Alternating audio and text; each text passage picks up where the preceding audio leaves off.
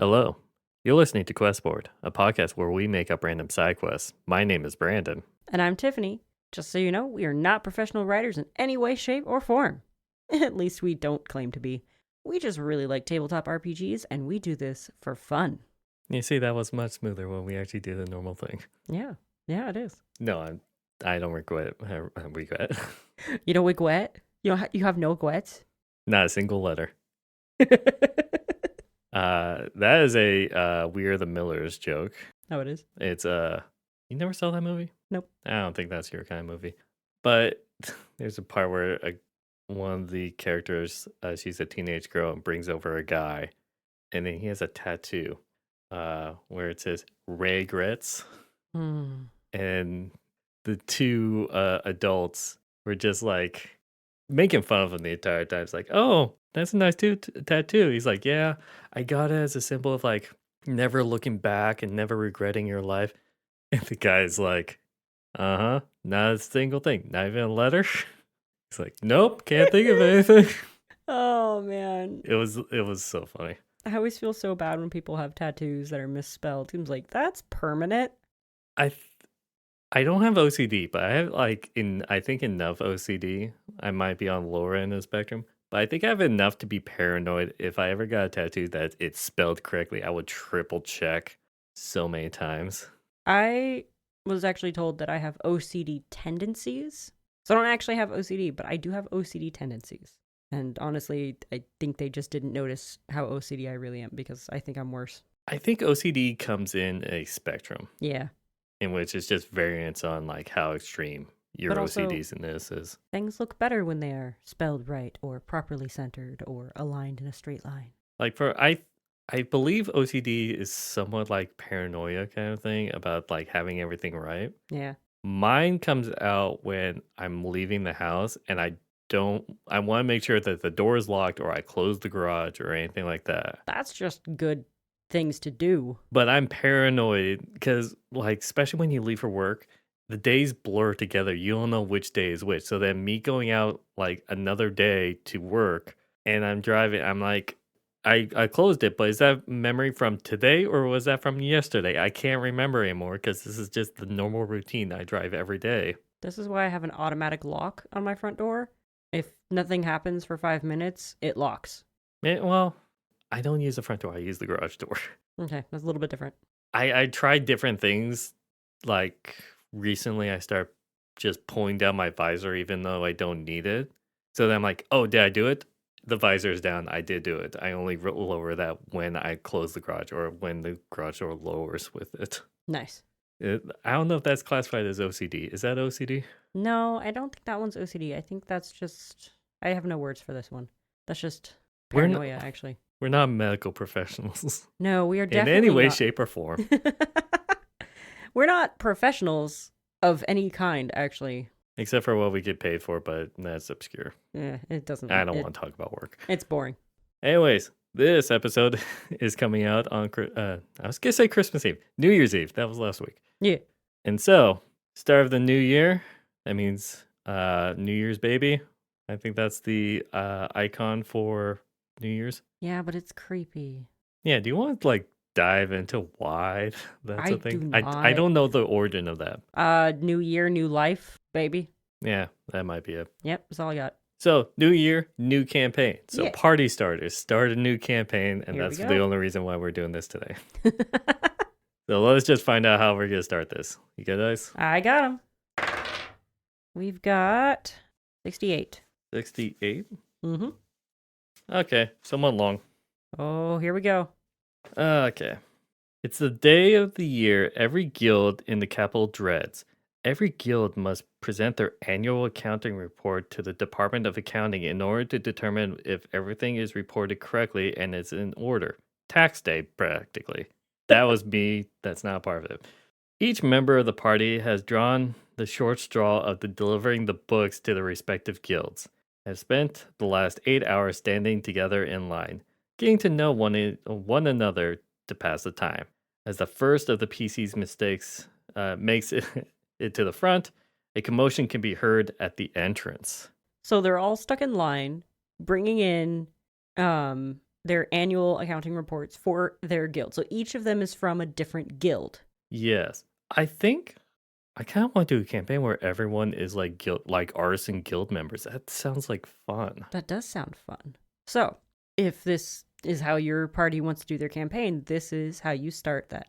You're all bringing in the annual report, which is perfect because it's the end of the year. They have to bring in their annual report. It's basically tax day. It's basically tax day. And they're standing in order, standing in line. Sorry, I was reading the thing too. Standing in line, getting to know each other. They're almost at the very front, or the first one makes it to the very front.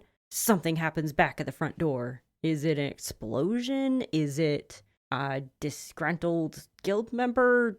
What do we got? I don't know.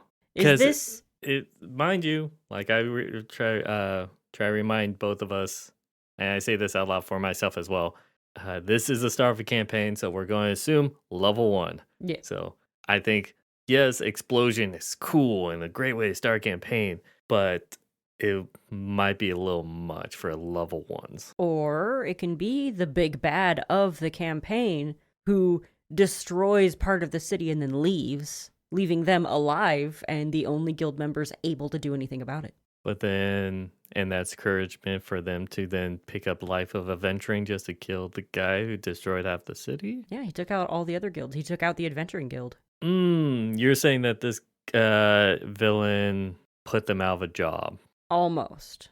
Okay, if your place of work and you go off and like, let's say it's your weekend and all that stuff, and then your place of work blows up, you don't have a job anymore. I have a thought. Okay. So the big bad shows up, starts casting this really big spell or something, and the clerk at the front desk sees this happening and plane shifts the party, because that's who's standing directly in front of them. So they just cast the spell directly in front of them and it hits the whole party and plane shifts them, like momentarily. So the big bad finishes casting his spell, and when they plane shift back, everyone's frozen in place. Everyone has been stopped in time, and only the party is able to do anything about it. Okay, that made me think of something else. What if it's robbers trying to rob, like burglars? Don't. Each episode is independent. I was thinking, like, if this is during tax time and all that stuff. This is just reports. Well, tax day and all that. Yeah, accounting It's reports. before it's so like the reserves is filled before the money will go to the tax return kind of thing. Mm-hmm. That means that that's the peak amount of money that they have, right? Okay, so they're bringing in their accounting reports and possibly receiving money to take back to their guild. Either that or they're going to review it first and then send it later. But during this time of all processing, that means that none of the money has been sent out. So it's all tax income kind of thing. Okay. I'm trying to root this so that like to modern day so you kind of have a grasp on it. So yes, money goes back to the guild as like Kickback. Relief or aid or anything like that. Oh, it's grants. Yeah. The government or the nobility grants money for a budget towards guilds to help the economy keep flowing. Yeah. Let's go with that. That works. But before any of the guilds get the money, that's when that building has the most amount of money because they haven't given that money yet. That's true. So what if the robbers tried to rob it, but as a defense mechanism, the building and possibly the inhabitants slash staff or even customers that's close enough to the staff, the entire building gets teleported through magic as a emergency kind of system. Okay. And until they can catch the thieves, the building stays wherever it is. It's basically a defense mechanism where you're going to try to rob a building, but then the building basically disappears. So now you can't rob the place. Okay, so it's before they even get in the building? So it's like them trying to get into the building and then possibly the guards up front just break the glass kind of thing, activate the emergency. Like a pretty extreme. What happens if it's a measure. well-known criminal or anything like that? Yeah, maybe. See, I would think that they would throw up a huge force field. I was just thinking that, like, if you teleport the building and the players to somewhere else, Yeah. that'll be an interesting, just suddenly stuck in a new location and then have to figure out a way. But now that you're saying that, yeah, it's a bit extreme. Sorry, the Sonic X theme song popped in my head. Part of the song is stuck in a new location, so. Oh, God. Stuck in a new location. Watch Okay. out. We're going to get copyright struck. I only said one line. It was so good. I can't even say that with a straight face. No. Okay, so they don't get teleported. Or how about that? Like, instead of the building getting teleported, what happens if they have a magic where people who try to rob it, all they do is just teleport them out, but then they get close to the party, in which then they accidentally get pulled with them? Yeah, see, that'd be hard to, like, they'd have to target them somehow. Okay, maybe I'm just too fixated on teleportation. Yeah. No, the teleporting is kind of fun. Like, I kind of had that earlier with the whole plane shifting thing. But, I like the idea of the robbers, not burglars, apparently, coming in and, trying to steal all that money. Because, yeah, there's going to be a lot of money there right now before it gets handed out to all the different guilds. So, what would be... Like, what if the defense mechanism is just a really strong shield that gets thrown up? Now everyone's trapped in the building. What if it's... I'm now imagining, like, the robbers. It's like the Joker at the beginning of Dark Knight Oh, shoot. Rises. But it's just led by that one guy kind of thing. He's known as the Jester. Yeah, or the Riddler. Oh, I was trying to reference that riddles with trap. Uh, Oh, he was a Sphinx. Never mind. Yeah.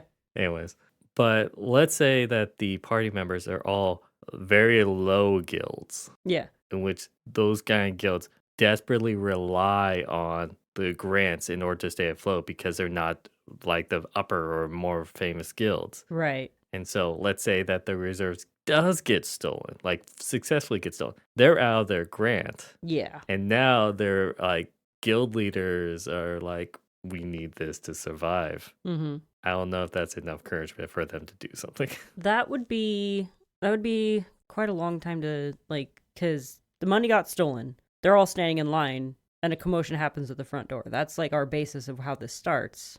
Is the commotion the money getting stolen? Then they have to go back to their guild, talk to their guild leaders, and then meet back up somehow? Yeah, you have a point. Okay. Something needs to happen right then and there that draws them together as a party. So something big, some kind of, big commotion at the entrance. Like, that's what it was like, the big bad comes in and it's like, rah! Yeah, but I'm trying to think of something that's more unique than a powerful wizard guy or anything like that destroys half a city, Okay, here's this. The big bad hates bureaucracy. So, sends the whole building to another plane. And they gotta find their way back home. Or just starts pointing and sending groups of people places. He's like, be gone with all of you and your bureaucracy. Why wouldn't they do that to like the nobles or the king or anything like that? Why do that to the guild grant office? I'm going to call it that. Yeah, that works. The guild? No. No. Because he wanted to start a guild and they said no. Oh my God. The disgruntled. They turned down his guild request. Like in anime where it's just like, they keep rejecting our club request. Yeah, pretty much. Yeah, his guild request keeps getting rejected. So he's mad and wants to take it out on all the other guilds. So he waits until tax day and when there's going to be representatives from every guild there and starts disappearing them. And actually, instead of tax day, let's call it grant forms. Well, it's accounting report, but annual accounting report is what the thing says. But yeah. But see, he's making them vanish with that report. And in this, that day and age, you can't just reprint it. They've got the only copy. So that means that report's not getting turned in. That's his big badness. He makes everyone disappear, off to different reaches of the world, and he sends them in groups. So now you have a bunch of newly formed adventuring parties trying to make their way back so they can turn in their annual report. So yeah, this is a quest about a group of guild members trying to be the best employees. Yeah. They're just trying to get back home so they can turn in their report. I understand that your approach is the best way to how do we get the party together? Yeah. And we always try to question that every time we do these. Yours makes the most sense, but it's just it's the most weird. You know what I mean? Well. Okay, hang on. Oh, what do you got? Okay, add a little bit more twist on it. Mm-hmm. If we have the party, you gotta really talk to your party beforehand on this one. If they lean in on the artisan approach, each have their own specialty on maybe like the painters guild or anything like that, where it's very hyper focused and they're skilled in that stuff. Mm-hmm. We turn this into an isekai where he teleports them into the modern day world. Again?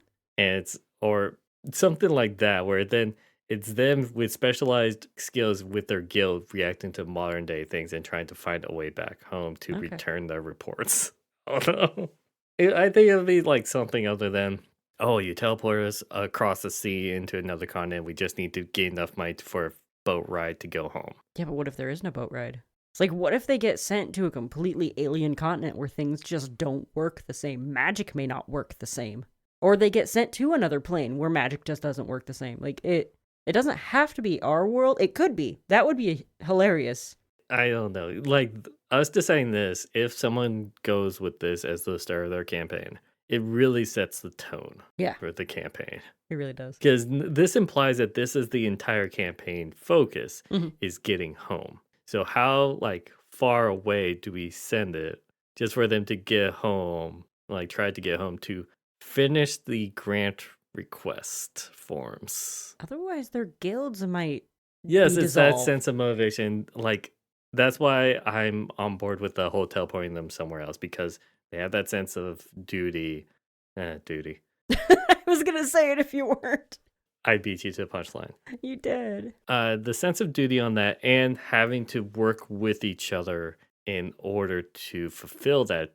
So they still each have that individual goal of just making it home so that they get turning these papers, which sounds stupid, but Mm-hmm. I feel like if this is not a serious campaign, it could work out. Yeah, It really depends on your players and the game master, it really does. but it could work as a funny campaign Mhm. that I kind of want to run. I don't know. Maybe we'll do that with our circle of friends. There we go. I'm not sure if they're willing to RP something like that. Some of them aren't exactly the best or most willing to RP. Yeah. So yeah, okay. If we want to focus on the rest of how far or like what kind of quest do we want them, we're just gonna put them somewhere. Yeah, they're far away. There's not necessarily any ships that they can just hop on to get back home because it's so far away that maybe where they are, people haven't even heard of their continent. They've never heard of this continent. It's completely foreign to them. They don't even know which direction they need to start going. I kind of want to say, what happens if it's like on a different continent where their common isn't the player or the party's common? That sounds fun. I don't know if you could do that or not. Because I've thought around the idea of like common being just something they always say common is like English and basically that. Well, English to us. Yeah. Whatever all the players' The common most language is. default language Yes. in the world. That's what common is. And so most people just know common is a way for different races to speak to each other when they're on the same landmass. But what happens if it's on a different landmass, in which their common is different? Or Underdark, where they speak Undercommon. Yeah, but Just one, saying. we love to just go to the Underdark. Yeah, just go to the Underdark. Just send them down to the Underdark. And then it just turns into Out of the Abyss. Yeah, we've mentioned that so many times. It's one you've played that one, right? No, I have not. Oh, I've played that one. Side note, I've never completed a module. I don't know if I have either because we didn't You've actually done complete. half We got of- halfway through that one, and then there was the other one that my husband was the DM for, and I don't remember the name of that module now. Oh well. There was a circus. Anyways, I have the idea of like if they teleport them to a land that's like across a vast sea. Let's say even they don't know that like there's anything across the ocean. Like Yeah. it's that like far vast that no one has returned back. So then Mhm. they think that the world ends far enough down the water. And let's World's say, flat. well, it's always flat, you know. Yeah. I say jokingly. Mm-hmm. But what happens if on the other side, or what if they know that like the Earth is round and or like there's land across it? It's too far to colonize or anything like that. But when they go over to that land across the ocean, they don't believe that there's land beyond the waters. Okay. And so it's trying to learn the culture of them / trying to convince someone or like that there is land across that water and they need help to get there. I still like the idea of their common being a different common, Yeah. and that would be really hard for your players to try to communicate with people that they don't speak any of the same language. But then how do you resolve that?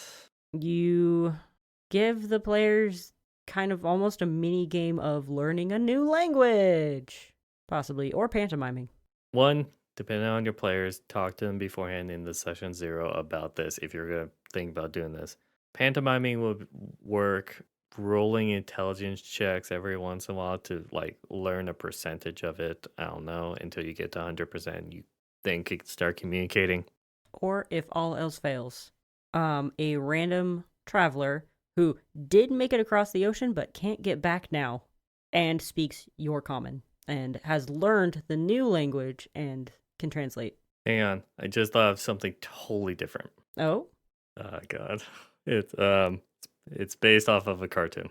What if, reverting back, what if the person who hates bureaucracy and Oh, all that far that back. stuff teleports people as a act of revenge, but teleports them into the future, into a land where there is no bureaucracy and it's all anarchy and all that stuff, and then they have to get back in time to stop it. Get back to the past? Samurai Jack, yes. Yeah. I like that, actually. And so they go into a Oh land my gosh. where it's total anarchy and there's no structure, so there's no bureaucracy. The guy who hates bureaucracy is the Time Wizard. Yu-Gi-Oh reference. That is Aku. Yeah, no, it could also be Aku. I had to get my Yu-Gi-Oh reference in there somewhere. I like the future one. I like that much better. So the language is still the same. It's still common. They can speak the Yes. language. Things But are the culture is completely different. yeah, things are messed up. Things are weird. What is this technology? Because like you could literally throw them into a cyberpunk type Oh, story well, at that point, depending on how far you want to send them. hang on. Do you want to make the present day not cyberpunk, but steampunk, where it's like advancement because of bureaucracy, but then the destruction of bureaucracy and like structure and government it turned into like idiocracy, if you ever saw that movie, I have not. where things are destroyed and people are too dumb or like anything like that. So then it's total chaos because advancement requires structure and like organization and all that stuff. So then culture kind of devolves in which it goes closer to fantasy rather than steampunk.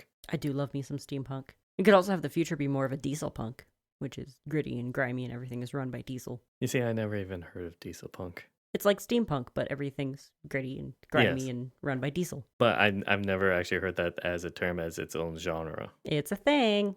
Yeah, if we want to do where it's just like society's devolving because of bureaucracy or structure is no longer there, Okay. then we could have the party being higher intelligent guild members who know their stuff and all that stuff going into a world where it's not as advanced for them And everybody wears Crocs. and everyone wears Crocs. I know that one reference. But then they then have to figure out how to go back in time in a society that's less structured or more anarchy or dumber. And no one has figured out time travel. This is a combination of idiocracy and samurai jack. I like it. I'm liking this. Okay. Well, I mean, if that's the case, then we just need the name of the one person that sent them back in time, and then that's it. I told you, he's the Time Wizard. What's his name? Just Time Wizard? Okay. To my list of names. Names don't fail me. Lewis. No. Jaunty. That's a name. Okay. What happens if we make it an elf? Because it's society and structure that destroys the forests and all that stuff. So choose an elvish name. Oh, Elvish name generator. I only have a human name generator open. Give me one moment. But you know what I mean, though. That would be more structural. Like, that would make more sense. Yeah, unless it was just a druid. True, but it's like if they see an elf who's lived a long period of time, seeing how times have changed over the hundreds of years, you know? Oh, here we go. Druindar. No. I don't know. That sounds like someone who's spiteful. Yeah, I know, but it's not. There's Tasar. Tasar. Tasar. Glorandal. No. This is a weird generator. Yep. Let's go with Tasar. Okay. I like Tasar. Tasar, by the way. Tasar. So Tasar as a way to disrupt bureaucracy if all the files, paperwork. The Yeah, that's just the first step in throwing the world into chaos. Is all that being sent into the future, then that would completely destroy the economy of the guilds of, let's say, the capital. We're in the capital. Yeah. And the capital controls all of the guilds. And so if nothing works, I mean, there could be just like emergency grants until they like figure out the numbers for next year Like I and all said, that this is stuff. just the first step True. in destroying everything. So then they get sent to the future where it's total anarchy and no structure and all that stuff. The party gets also tossed with NPC. So then they could have basically NPC of other guilds, like however they want to play it. They could have their own crew, basically, amount of people to band together or make a home base within the future and all that stuff. That is up to them. Yeah. Then they make it back to the past, in which then they are now a higher level and then possibly could kill And take out the wizard. Tasar. Possibly even what they could do is, get powerful and stuff and go back in time, even though time travel is a little weird sometimes. But We're not going to think about it too hard. They go back in time, take out Tasar before he sends them into the future, which makes that entire branch of the timeline just vanish. So then they essentially reawaken back in their first level bodies. Do they still have all the memories? Okay, did you ever see the ending to Samurai Jack? No, actually, I never got to watch the end. Okay, do you want me? I don't want any spoilers. Okay. I still intend to. That thing, like, it came out like 3-4 years ago. I'm lazy. Okay, then I won't say anything. It's a good ending. It's the last season's dark. I've heard that, yeah. They made it very much for the adults who grew up with it. Yeah. So they adjusted their content. They aged it up with their audience. But yeah, if the party wants to like go back or like to their original bodies, if the game master wants to, after they complete their task, to put them in their original bodies as if like it was all a dream or it never existed because they changed time and reality, that'll be an interesting one where, several time travel movies have done that before, I believe. Or you could do the somewhat comical where everyone gets like either everyone gets teleported and then they come in and slay him so that it doesn't happen to keep the timeline perfect. Right. If they do that, then it'll be the tired, disgruntled party like, slowly walk up to the counter after this big fight and just like plops the paper down on it. It's like, here's my forms. Okay, I like that better. Yeah, they're just like battle worn. They're older looking and they just like turn in this paper that is stained, wrinkled, possibly tattered on the edges. It just say, I would like to submit my form. Yeah. It's like the person at the counter just sees all this crap happen and then just like this guy like, and these guys take him out and like everyone else gets vanished and then this party walks in and just, I'd like to turn my stuff in. It was everyone vanishes. And then as he does, then the Tasar would like turn to the counter and like the employees is like, I'm going to destroy everything, and does that monologue. And then from a time portal like Literally, Doctor Strange portals, like at the sling ring at the end of Endgame, the final fight where they summon all the armies. Oh my God. It's like that kind of circle. It walks through and then has this fight in the lobby. Yeah. And then after killing him is the party, especially because one of them's at the front line. So the cashier saw a younger version, warranted, no scars or anything. And then they show up just battered, bruised, and like scarred up. And then after they defeat, it's like, I would like to turn in my form. He's like, weren't you just... The perspective would be funny for the cashier. Oh, that's fantastic. Yes, that is how it ends. Okay. Oh, man. But that's whether or not that person actually makes it to the end of the campaign. Oh my God, if any of them die during the campaign, I don't know their what you're guild gonna is do. Screwed. The other members might take their form and carry on so they can turn their form in Oh, it's for like them. dog tags for them. Gosh. Oh God. Man. Okay, if you decide to put this in your campaign, I would love to just start. I might think of how I would do it because it sounds like a funny just campaign premise that's not to be taken too seriously. Yeah. But if you put in if you make your campaign out of it, Let us know how it started and if it's still going on. I would love to see updates. Oh, yes. Uh, Update us on Twitter at QuestboardPod or down in the comments. And if it's updates, just do on the most recent video. And I think with that, I wish you all a good night. And happy questing.